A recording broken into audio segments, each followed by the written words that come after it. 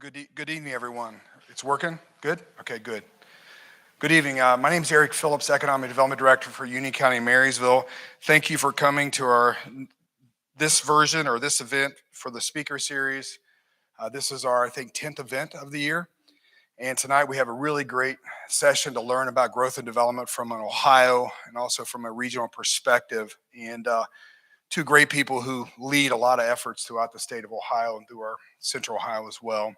But Lydia, I want to introduce her, Lydia Mahalik, who's the Director of Development for the state of Ohio. Before that, she was Mayor Finley. Been to Japan with Lydia and Kenny twice, and then with Kenny in Japan once. But Lydia has been a great leader, leading the Department of Development for the last few years, and we appreciate for her attendance. We also have Kenny McDonald, who is now the President and CEO of the Columbus Partnership. Prior, he headed up One Columbus. He still kind of oversees One Columbus. He can never get economic development out of his blood, so he still has to have some control in economic development. But Kenny has been a leader for over 10 years in this region and has done some great things for our community and also for the region. So tonight's forum, a little bit different. I'm going to turn over to Lydia and then Kenny to talk a little bit about their perspective on economic development, on housing, what it means to Ohio, what it means to Central Ohio, and then go from there. So that's kind of tonight's forum. And then we have some prepared questions we're going to ask them and all that. So that's kind of the setup for this evening. But again, we have two great speakers that have huge impacts on our community every day and can't say enough. We have probably the best economic development set up in the entire 50 states. No question about it, with leadership from Lydia and also JP at Jobs Ohio, and then our regional effort from Kenny McDonald. Can't say enough for what they do for us. So again, kudos to both of them. So first, I'm going to turn it over to Lydia, and she's going to talk a little bit about, from a state perspective, economic development and housing and what it means to Ohio. Yeah, great. Thank you very much, Eric. Appreciate the opportunity. Well, good evening. Thank you so much for this chance to chat with you all in beautiful Marysville. This is such a thriving community, and when you get a chance to come and chat with people and folks who are very interested in what's happening relative to community and economic development, it's hard to say no.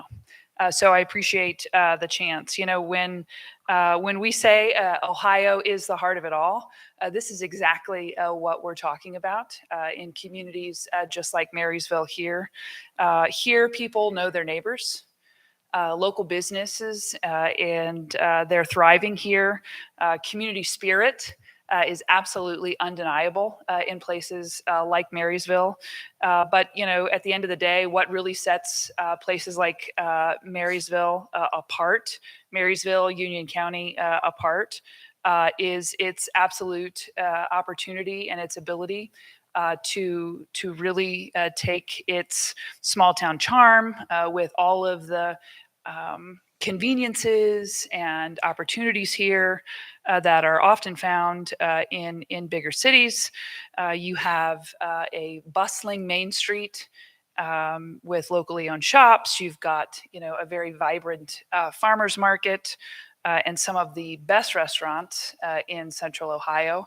I remember actually one of my favorite memories here, and it actually led to a great next chapter in my life, was being over here at the pavilion, the Honda Pavilion over here, was when then Attorney General DeWine was running for his office as governor.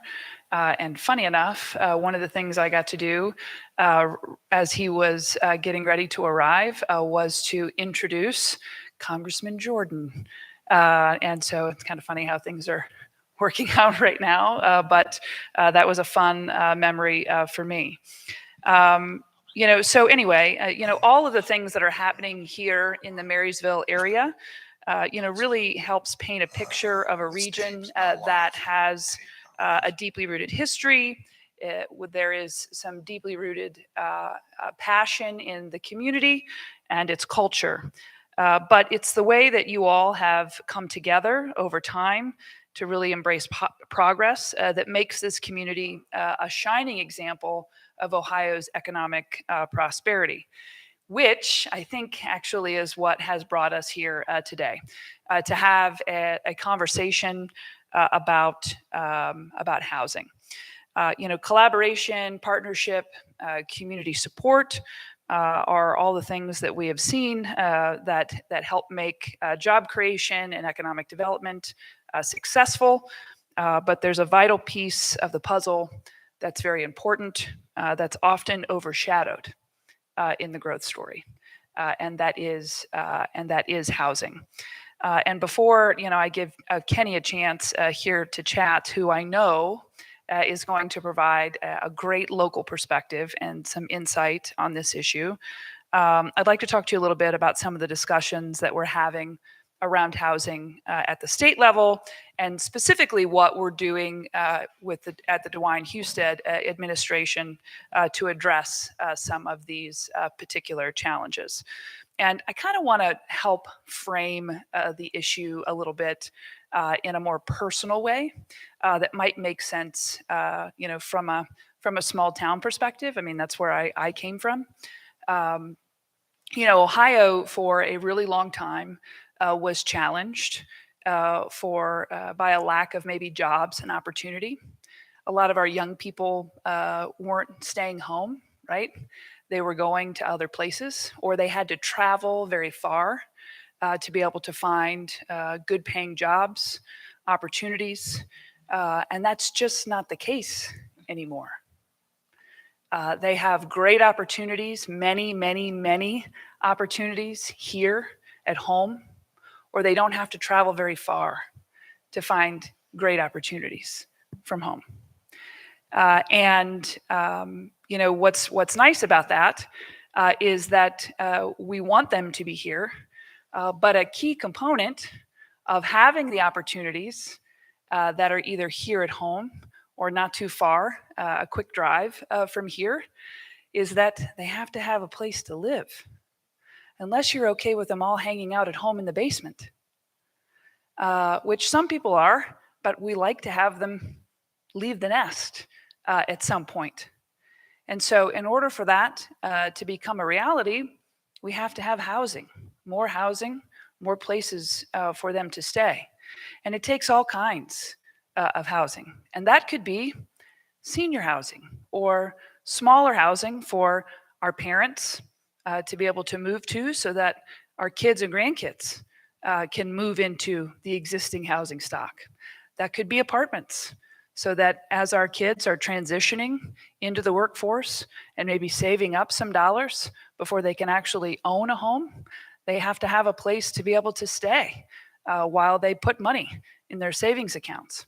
And there are a whole host of things that go into that, but we want them to be able to stay here, in the place where they grew up, in the place that we call home. And so there are a lot of things that come with success and opportunity. And so we need to do some things here now from the administration's perspective that can help fulfill those dreams and aspirations that we have for our kids. We're in a really good spot right now in Ohio. People aren't necessarily leaving in droves like they used to be. Now we're challenged relative to our population because for the first time ever in Ohio's history, our mortality rate is surpassing our fertility rate. We're just not having as many kids as we used to. I like to say that we're not all on the Mike DeWine plan. I had 3 kids. I feel like I've done my job. But until we can fix that fertility rate issue, we have to work on the migration. We have to work on migration in order to increase our population. But we have more jobs now in our communities than we can find people to fill them. And that's a good thing. We certainly don't want Kenny and Eric to stop doing that, because that's good for our communities. But in order for us to continue to thrive and prosper, we've got to address the challenges related to housing. And it's an issue now, and it will certainly be an even bigger issue into the future. So we have a lot of things in the budget. We have a lot of things in the budget relative to incentives to help support the development of housing. Of course, with inflation and other cost pressures across not just Ohio, but across the country and across the world, building new housing or refurbishing existing housing stock, things are expensive right now. Heck, going to the store and buying a gallon of milk these days is expensive. And so what we're trying to do is to utilize the resources that we have at the state level to be a partner to our local friends to help them support the development of housing so that we have the units so our families can stay close to home.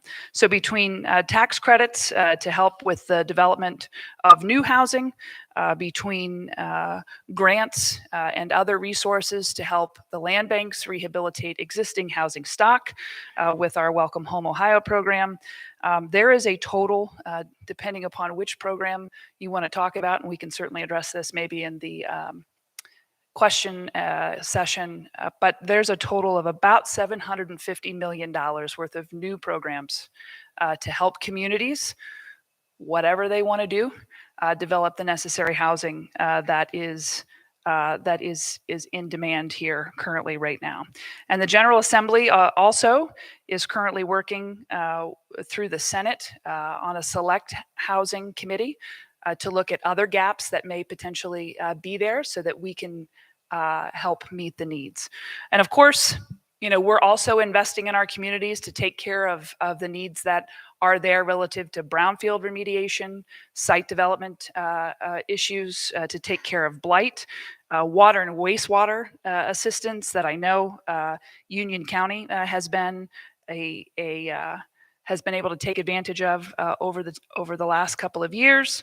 But look, whether you are a city official, a county commissioner, a small business owner, or a Union County resident, I know that you are very passionate about your community, and the partnerships that we share with every single one of you are very key to Ohio's continued success. First and foremost, Mike DeWine would say that we're here to listen to you. And second, we're here to be solution focused. We do not have all the answers at our fingertips, but what I can guarantee each and every one of you is that we're here to try and figure out these solutions together. So with that, we certainly want to continue to be a great partner with Union County to make sure that it's at the top of anyone's list when they're looking for a place to call home. So Kenny, I will go ahead and turn it over to you. First of all, thank you to the entire room. It's a beautiful fall evening to come and talk about community development issues. Shows that you're passionate about your community, and we appreciate it. I also want to thank Eric. I think this is maybe the 6th of these sessions you've 10 of these sessions you've held. And while we're doing a lot of this around our 11 county region and talking to townships and cities and growing places from really from Mount Vernon to Circleville to Bell Fountain, it's a common issue everywhere. And then finally, I want to say to have a cabinet member come out and spend an evening talking about this shows you your appreciation for her work, and also the seriousness of the issue that we're talking about tonight. Housing and growth is a really interesting topic.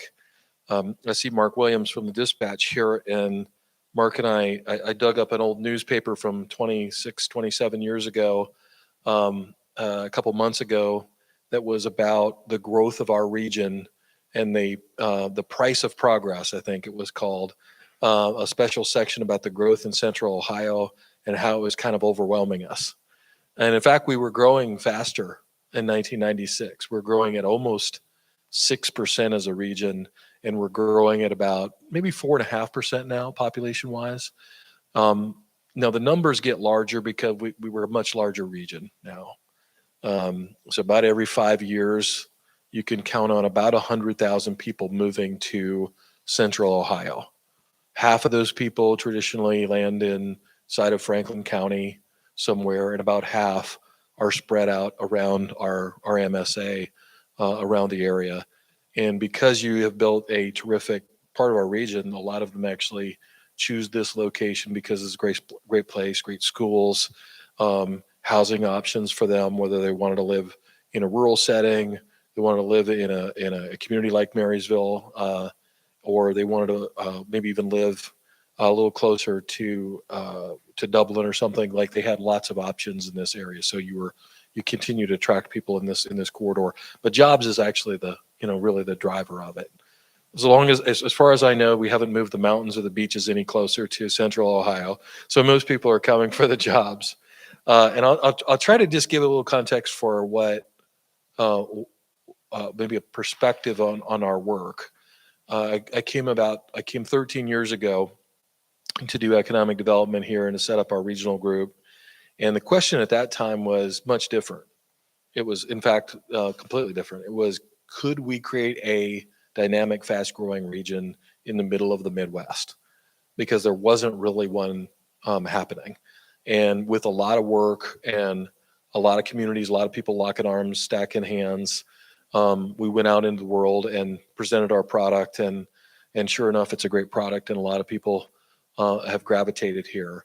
And then a lot of those workers have gravitated here from around Ohio, from around the Midwest, and in fact around the world, to work at some of the companies that have been brought here, and then joined the great companies like Honda and Scott's and others that we already had that continue to grow in our backyard. Now it's a different question. It's, can we actually continue to grow in a planful, thoughtful way? And can we also maybe close some of the gaps? And so the Columbus Partnership is a group of CEOs who are thinking a lot about really 5 issues. We'll never take our eyes off the ball of economic development. That's issue number 1, always having a long-term plan. But then there's 4 others that I think are real obstacles for us right now. And they're kind of generational, and they're not issues that we are going to solve overnight. Number 1 is creating safe, clean, healthy communities. And can we be really planful about how to do that? Public safety has risen as an issue in metropolitan areas across the country. And then, kind of closing some of these health equity gaps that we have in different zip codes across our market, whether they're rural communities or urban communities and everything in between, takes a lot of work, and involves things like transit and how we're going to move people around and remove obstacles.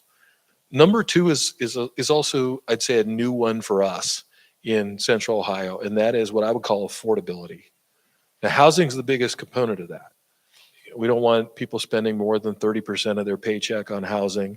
And when we get in an unbalanced situation like we are right now in supply and demand of housing, then those prices go up. And for working people in our region, those numbers are getting above 30% for far too many people, probably. And what it's doing is pricing people out of the market, especially with the interest rates going up. Now, there's other things as part of that, taxes, childcare, that are big pieces of affordability. But that's a new challenge for our region, and always been a calling card of a mid-sized market in the Midwest. We have a great place. We're really proud of the communities we have across Central Ohio. But a big part of that is we want to enjoy that because it's affordable. It's not Boston, it's not San Diego, where they have to work on these issues all the time.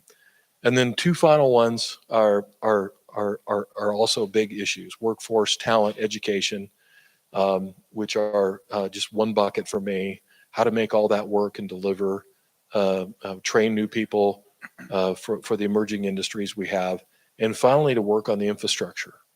That would be the 4th bucket for me, and that's, what's a 22nd century energy plan for our region look like?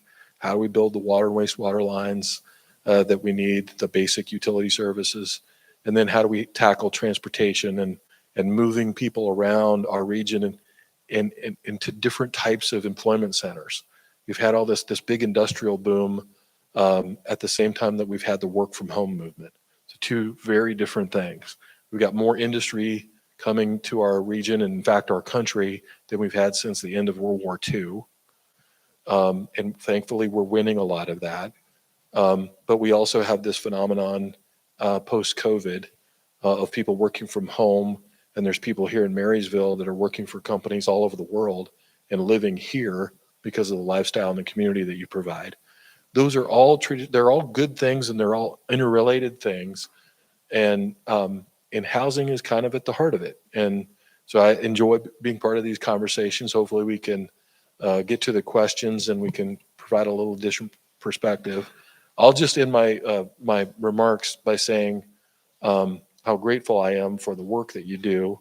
And there's a lot of partners in the audience tonight that we work with every day on all these issues. And the goal of economic development is not to just grow. The goal of economic development is to, in fact, develop your economy and to be in a good position for your kids, for your grandkids, to always pass along a good future. And that requires conversations like these, even if we don't agree on all those issues, and then to be very innovative about the tools. And I'll give Director Mahalik a great deal of credit that they've been very creative and at the table with us trying to find solutions in a very difficult time. Growing markets, increased interest rates, kind of new social issues with some of the post-COVID future of work stuff, and trying to fit this all together is not easy. So again, these conversations and having really good leaders like Eric and Director Mahalik working on them every day with us is really important. So Eric, I'll turn it back over to you for questions. And again, thank you for showing up tonight. Great job, Lydia, and also Director Mahalik, and also Kenny for those comments. We started, actually it's number 9. I was incorrect. 10 is coming up on November 1st, but we, so we've had 9 of these. This is our 9th one. And really the focus has been on how we grow our economy, how we grow. It's so important as we move forward. A lot of these people in this crowd probably are more pro-growth. They want to discuss growth and have that dialogue as well. And I'm going to go off script here with a question for both of you, but I want to get right to the point here. We have I look today, 8,400 jobs available, unfilled within a 20-mile. And some of the people in the room get sick of hearing me say these stats, but 8,400 jobs unfilled within a 20-mile radius of Marysville. We have 500 engineering jobs in the county that cannot be filled today. We are only growing 1.2 people a day in Marysville. We're growing about 3 in the county total. Yet some people want to maintain their small town atmosphere. They're scared of growth. They're fearful of new housing. Yet today we had a ribbon or a groundbreaking for 240 new apartments. So if you go on Marysville, people know everyone's upset. Rage is a strong word, but upset about all this new housing coming, and what are we supposed to do with all this new housing? Yet yet they celebrate restaurants opening and retail businesses opening, and there's no correlation between how they both work together. So from your all's experience, both of your experiences, why is housing so important to economic development and the growth of a community? We haven't always had to talk about this subject. It was like, we have housing. It just kind of rolls along. And it was maybe 2018. We were doing a bunch of planning for the region and thinking about the next decade. Seems like 100 years ago, 2018, before COVID. But we started to see numbers and we said, we really are underbuilding housing in our region when we look across the metro area by about half. So it's not even close. Like we used to build about 20,000 units about 20 years ago. And then the Great Recession of 07, 08, 09 kind of came along and tipped the housing market around the country upside down. And we never really started building units in any of the metro markets the way we did before, but we in particular underperformed. And maybe there's actually a very complex answer to that. There's a bunch of reasons why that's the case. But in fact, we just haven't been building enough housing for now almost 15 years. And so it sort of compounds year after year, and you kind of get upside down. Markets like Marysville always had a way to keep up with that. But now even great markets like this that have been, growing and kind of keeping a balanced economy have started to get out of balance. And there's some ways that that's showing up and getting attention. Most recently, it's in your assessments. Anybody concerned about skyrocketing assessments? I was in Powell this morning and asked the same question of a group of about 50 business owners, and there was a lot of grumbling, and there was a couple of guys saying, yeah, my assessment went up 86% or some astronomical number. And I said, it's really because of the imbalance, right? And so it isn't that we need everybody to just build wildly and add thousands of homes here and there and not be planful about land use planning and all this stuff. But we do, in fact, as a region, have to get back into balance. It's not going to happen overnight. But when we do, our affordability across the board goes way up. Well, you know, the affordable housing conversation and subsidized housing and stuff. In fact, the most important part of this is just having the supply and demand relatively in order. And then I'll end with one final stat, because when we look at the health of our region and building a workforce, housing as a part of that strategy, we have an unbelievable area. We have a great economy. We're producing jobs. You just said it. In fact, I think the more houses we built, we would fill them. And I think there's communities in this country that you could build them and they wouldn't come because they're not building the economy that you are building here and that they're working at a state level and regional level to do. In fact, we are doing that work and we're being successful. A lot of responsibility comes with that. And some of our forefathers, and if you go back in Ohio history, we had these boom cycles occasionally. And that's when they built the schools. That's when the roads were built. Maybe theaters like this were built. And that's when some of the neighborhoods that we live in were built as well. And so we're faced with the difficult decisions and the financial decisions about how do we do this.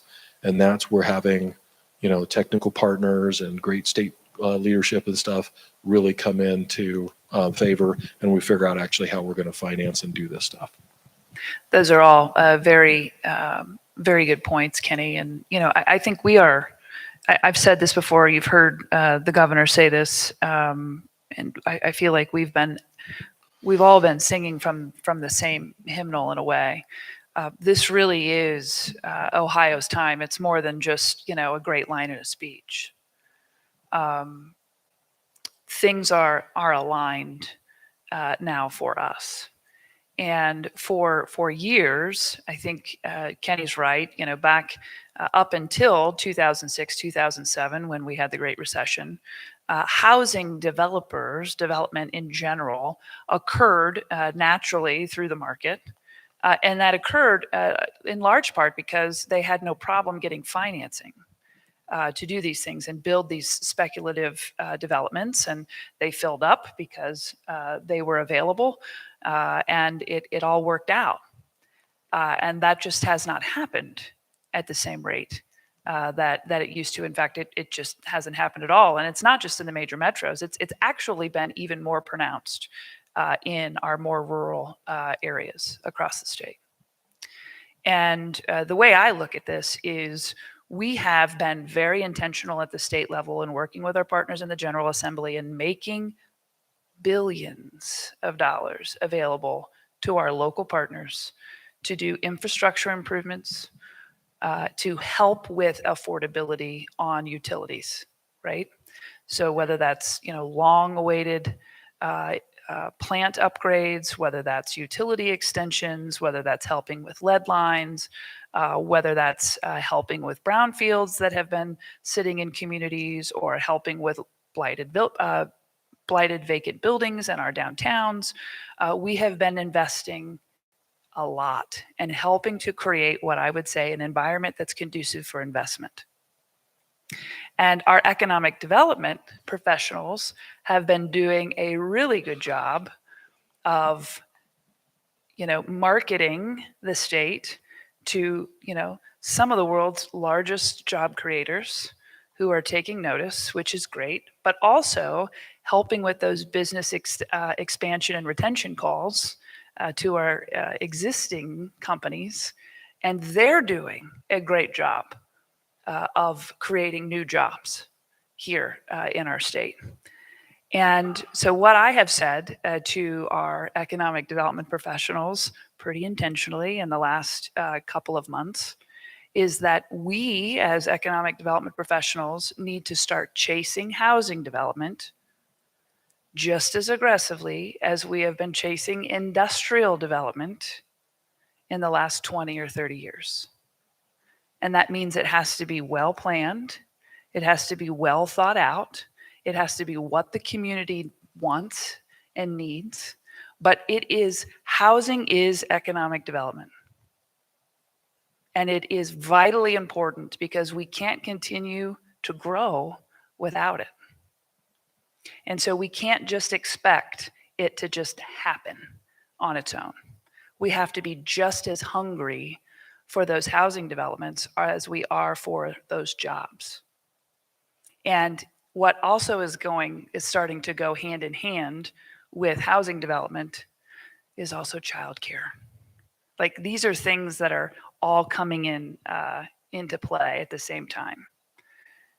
And so I think it's becoming, economic development is becoming, I think, maybe a little more complex than what it used to be, which is great, right? And what's nice about the situation I think that Ohio is in is that we get to choose, right? Because we're in a really healthy situation. We're a great environment to do business. We're super affordable to do business here. We've done a lot relative to making sure that our regulations are in a business-friendly environment. Like, this is our time, back to what I said when I started. Like, there are states that would kill to have the opportunity that we have right now. But if we have to be hungry, we can't just wait for things to happen. And I just think the stars are aligned. We have the resources available right now, and we have to take advantage of this particular moment in time. Great comments. I know, Kenny, you hit on something. The BIAs in Central Ohio has done a lot of work of building housing needs assessment. And I think they've equated one job equals one house kind of equation. But really, that's going forward. We need to catch up because we've had a deficit. So a lot of times 8,400 jobs available in 20 miles. So somehow we got to find housing to catch up before we get to that one job equals one house. Is that not correct? Yeah, I think John says a house is where a job goes at night. And we have a roadshow that we do with him, and he has a lot of stats and stuff. I'll offer another one. It's just, we're constantly comparing ourselves to other markets and stuff. So we look at Indianapolis, two metro areas that look a lot alike. Back in the 90s, when I was referring to the really big growth spurt, mostly that we actually had out here. That's when Dublin really kind of exploded. Powell, and there's lots of the Olentangy school district and stuff in that area really kind of grew in our region. We were building the suburbs very rapidly, and many of you might even live in some of them. And when I look at our market now, we're building about twice as many houses as Indianapolis is in their city. So Columbus versus Indianapolis cities.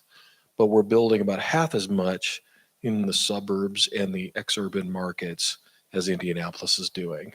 And so you double click and say, well, why is that? And there's just some different policies that they have. They allow people to build on slab. They've been, some of their suburbs have been pretty aggressive about building some of this stuff. And in fact, when I look at the population growth numbers, for the first time in 12 years, Indianapolis as a MSA is actually growing faster than the Columbus MSA now. And as somebody who's always in competition with these guys, what I translate that into is they're going to have a few more workers than I'm going to have. And so when I go to that local business and say, I know you got these open positions, and they're wondering if they're going to expand here, or they're going to move to Indianapolis or Nashville or something like that, it makes our case a little weaker. So housing is actually a part of our competitive strategy too. So I don't know if catch up is the right word, Eric, because that connotates that we can just, really turn it around. I think we have to intervene. We have to understand the problem. And then we do have to start to really make change, because our goal should just be to get in balance. Our goal should be to get this back in balance, because they'll have a dramatic effect on affordability, and it will get those numbers down for normal working people down to that 30% number or less, which allows them to go out to dinner, and they have good jobs. We have an unbelievable unemployment rate, right? It allows them to buy a car. Where's Bruce in here? Allows them to buy a Honda. Allows them to go to dinner. Allows them to have some discretionary spending. And that is the thing that kind of really builds our community. And in fact, all of this should contribute to a better police force and parks and all those things too. And so that's part of that mix. So we're into the numbers. We're constantly comparing ourselves, but bottom line is it's pretty clear that we're out of balance. Very good. Another question for both of you too. So in a couple of years, Marysville will realize about 2,000 new apartments built in the Marysville area. And we call them regularly. They're filled up as soon as they build these apartments. The average home price in Marysville is about 400,000, or actually in the county is 400,000. For a new build, it goes up closer to 500,000. It's the second highest home price in the state of Ohio, next to our friends to the east in Delaware County. Yet Marysville, the electorate in the city of Marysville has a big decision on November 7th. We have our first referendum ever on a 650 unit development, which includes townhomes, different housing and so forth. And it's a big decision for the city because there are concerns about the schools and the growth in the schools. There's concern about infrastructure, traffic, and so forth. How does a community resolve the conflict between maintaining your small town atmosphere, yet you accept growth as we go forward? Well, I think these are difficult community conversations, and I think it's important to be clear about what things are and what they aren't.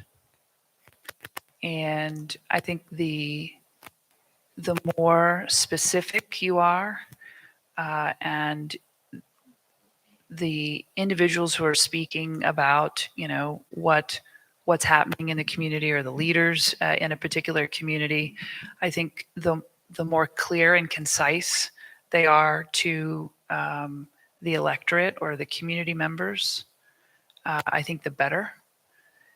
We are in some very interesting times, and in the era of social media, where things can get pretty elevated very quickly. I think that it can be very difficult. But when everyone has the right information, and everyone is, everyone can see, in fact, what things are, and there's nothing hidden, I think that can go a long way. But that has a lot to do with making sure that there's trust in what the plan is. And that trust can be eliminated in an instant. And what I said earlier about how, communities need to be intentional about what the plan is moving forward, and make sure that you know what you want to be when you grow up. And they just can't happen. You can't just sit around and wait for things to happen to you. Because if you sit around and you wait for things to happen to you, then they typically don't go the way you want them to go. So this is a moment in time, I would say, that if you are clear and concise about what it is that could happen, and what it is going to be, and what you want, then that is what will occur. If there are nuances, and there is confusion, and there is division amongst the ranks, then you won't get anywhere. So I think what I said before is housing development is economic development, and it takes some really strong leadership to pull these things, across the finish line. And I think you have that capability here, and I think that's probably the key. We actually have all these flash bulbs going off, and we've announced projects and their job creation things, and there's things being announced at a local level constantly. And I think a rational response is to actually say, whoa. I mean, I know how, again, after COVID, it's just, could something just stand still for a while? Watch the news tonight. You'll say, can we just back up a little bit? And so I think it's a very rational response in most of our communities that they're wanting to say, can we slow down and really think about this? And I think that's not only a rational response, but not a bad response. I will say that standing still is usually really going backwards, though, and that's where I think communities will get hurt and actually come out on the wrong end, both financially and culturally. They'll actually lose the character of the communities that they've worked so hard to build if they're not planful about it and decide that they're going to grow in the way that they want to grow. And as we bring new people into our region and into our communities, we didn't all we're all born here and show up here from day one either. And I think we got to celebrate that and kind of fold people into these different environments. When you talk about people moving into multifamily, by the way, it used to be when we were in balance, people that moved in multifamily, that was their gateway maybe to ultimately getting into a single family home or something. But today we hit we're at 8% now. How many people in the room have a mortgage that is less than 5%? How many people in the room have a mortgage that's less than 3%? No. So you're not going anywhere probably anytime soon. I have one that's a little less than 3%. And then with the way that prices are going up and you have a mortgage less than that. So we have people that are staying in homes that would have, if the rates were still what they were maybe 3 years ago, many of you might have sold and moved and changed. And as maybe you got older, you moved into a different type of house and a family would move into a 4-bedroom house you had or something like that. That's all been stalled. The rates have went up and more people are staying in apartments or having to move into apartments than ever before. And so it isn't what it was moving into an apartment 8 or 10 years ago. These are families moving into these apartments in some cases, or single people that are kind of stalling the building of a family because of their financial situation right now, and they're going into an apartment. So it's a much different dynamic than it was before. We got to keep really looking at the data and figuring that out, and that should inform some of the decisions that you have to make. Kenny, that's a really good point. I think if you, first of all, most young professionals or people who are either coming out of high school or they're coming out of 2-year institution or a 4-year institution, they either have a lot of debt, they have a lot of college debt, or they don't have a lot of college debt and they have a good paying job. Let's say it's a $30 an hour job. If they're coming out of high school, they got a great job. But they're paying a lot of money. If they have children, they're paying a ton of money in childcare. Childcare is really expensive. It eats up that paycheck really, really quick. They're paying a ton of money in childcare. They're paying a ton of money to put food on the table. And they can't afford a mortgage right now. And so they have no other choice but to live in an apartment right now. And if you are trying to rent, particularly in central Ohio, it's really expensive. So I think it's one of those things where I think about what I was paying when my husband and I got out of college 20 some years ago, and it's nothing like it is now. And I can remember what we were paying for childcare for our 2 kids. And when they went into school, even private school, into kindergarten, it was like getting a raise. So I just think that there are a lot of pressures economically on young families right now. And so the ability for them to even own a home it's very difficult in these times. And so in the meantime, we have to be, I think, a little compassionate about how people just can't go and buy even a $250,000 home, given the cost of everything right now. Great dialogue. We have elected officials who are making decisions every day on behalf of the community, and they're elected. They're, as I said earlier, and their job is to overlook the schools, the city, the county, and the development and so forth. And I know both of you have a wealth of knowledge. Lydia, you're throughout the state of Ohio every day. Kenny, you're throughout the region every day. Do you have any examples out there of successful community-driven development projects that have actually improved the quality of life for residents, and what strategies have been used to assist in the collaboration and the efforts for those developments? So there, first of all, you should feel really, really good about, in general, the overall state of things in Ohio. I have the pleasure and the honor of traveling on behalf of the governor and lieutenant governor all over this state, and there are some really great things happening. And it's not just there's some great job creators out there and great things to celebrate relative to that, but there are some great community development projects that are happening. Communities all over the state of Ohio that are suddenly embracing waterfront development, whether that's along the Miami, whether that's along the Ohio, or up at the Maumee in Northwest Ohio. People are actually starting to go towards the water again, and they're building these beautiful parks and public spaces, and it is really enhancing the overall quality of life.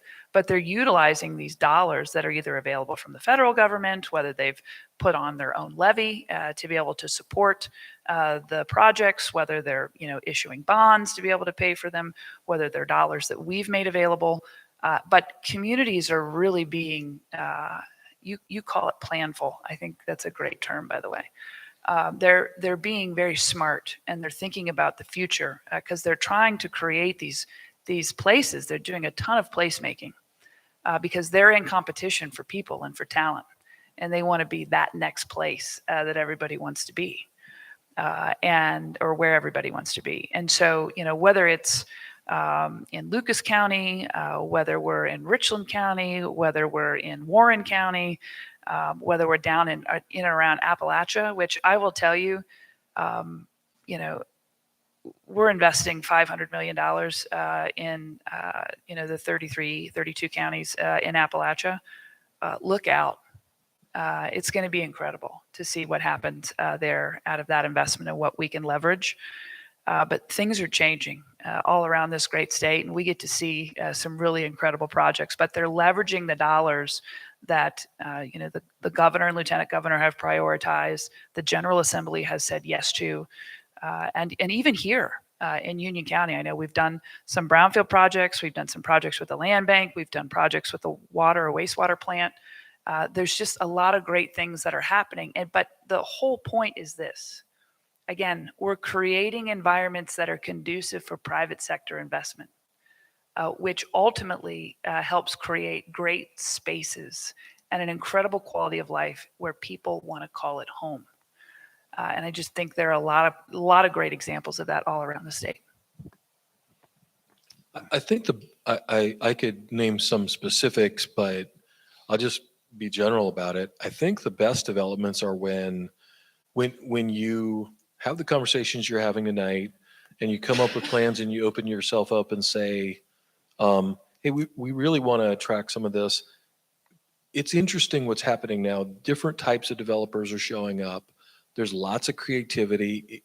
The way that the finances are working now, you almost are forced into having a mixed use development where you have retail and single family homes, multifamily, and some commercial, and you create some walkable places, at least partially. And you're seeing really different types of development. And if you think about this going back in history, the way the economy was working at that particular time when those developments happened, if you double click on it, that's what drove it all. And right now we have soaring interest rates. They're not the highest they've ever been, but they went up faster than they ever have before.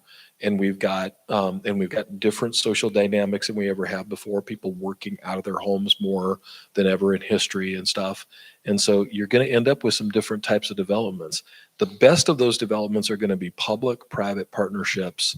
And I just say, when you open yourselves up to those possibilities, you'd be surprised who shows up and the kind of things that be created.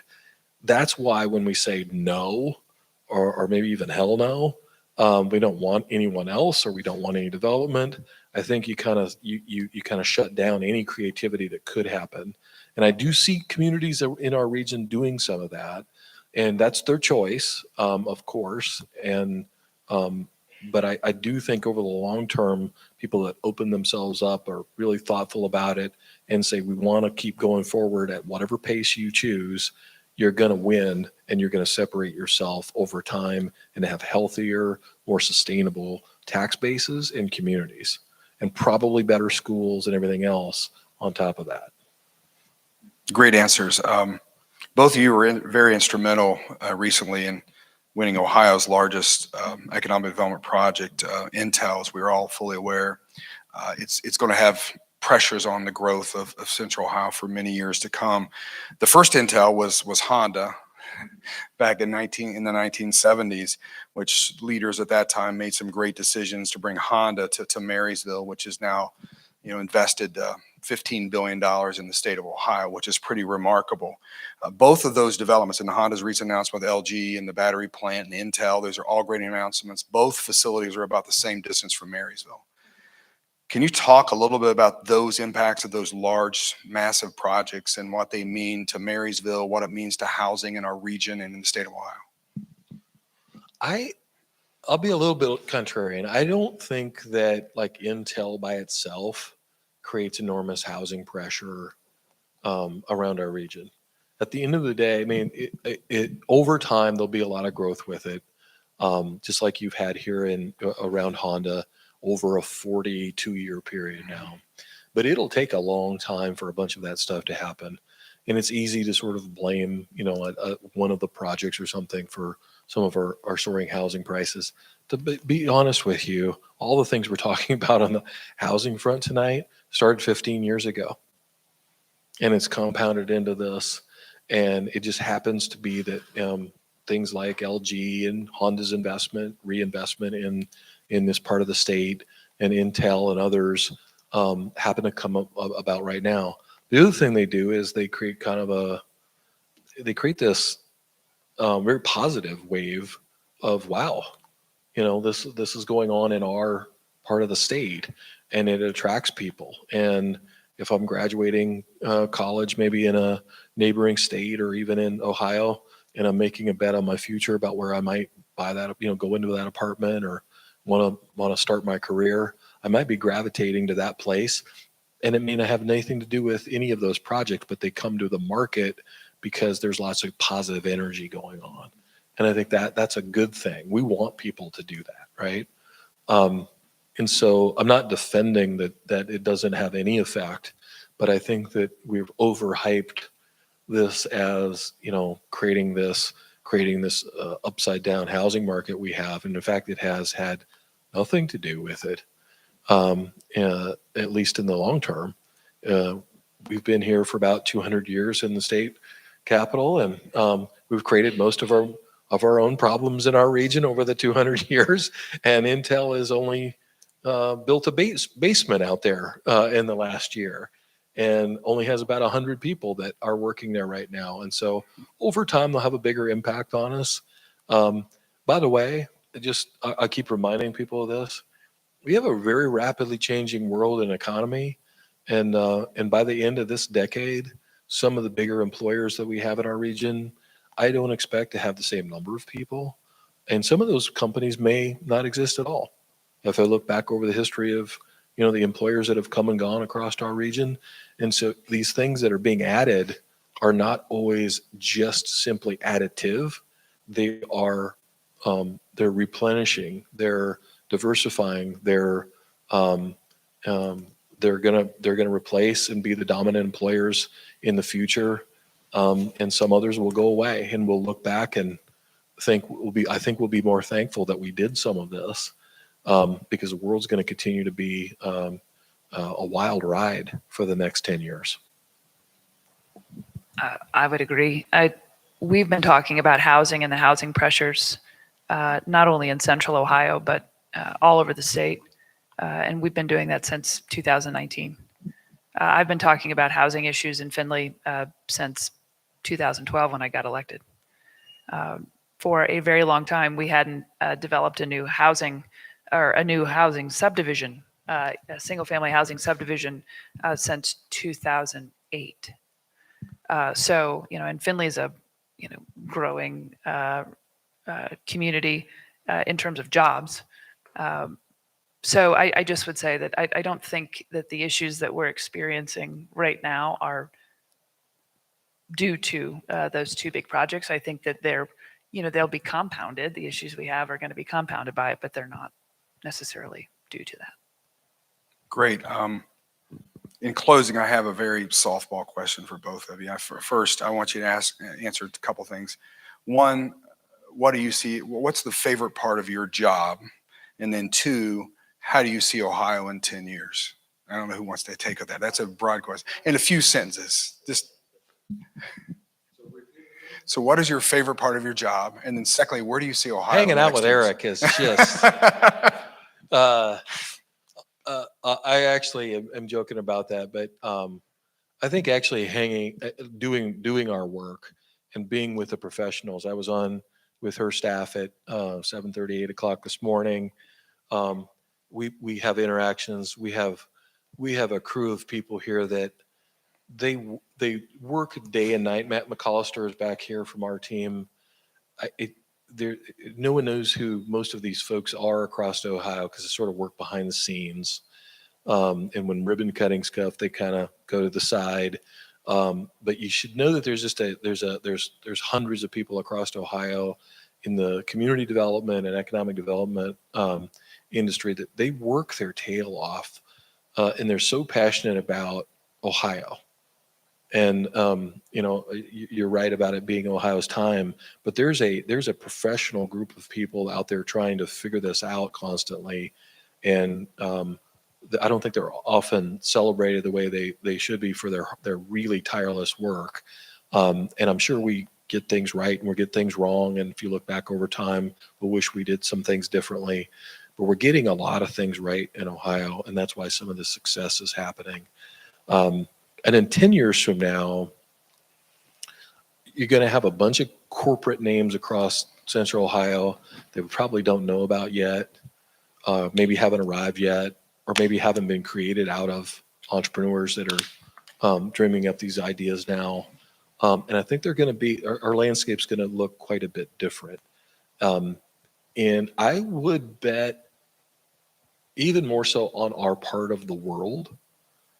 First of all, we live in the best country in the world, and the best place to start, scale, grow, expand, run a global business is here.